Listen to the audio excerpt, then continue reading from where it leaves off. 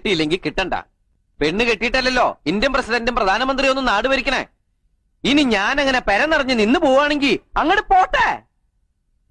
അങ്ങനെ പോവും.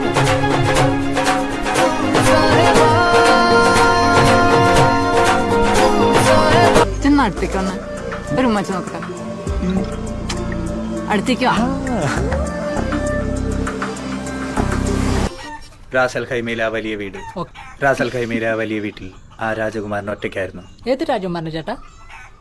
നീ മിണ്ടാരർക്കാ? ഇതെന്റെ ഒരേ ഒരു ഭാര്യ ശാരദ, ഇതെന്റെ ഒരേ ഒരു പെങ്ങൾ. വാടകയ്ക്കൊരു മുറി നോക്കി വന്നതാ. വാടകയ്ക്കോ? മന്ത്ലി ആണോ ഡെയിലി ആണോ? അയ്യോ, ഞങ്ങൾക്ക് 1 മണിക്കൂർ നേരത്തേക്ക് മതി. വലിയ വാടകയൊന്നും ഇല്ലാത്ത കുറച്ചേരം സംസാരിച്ചിരിക്കാനാ.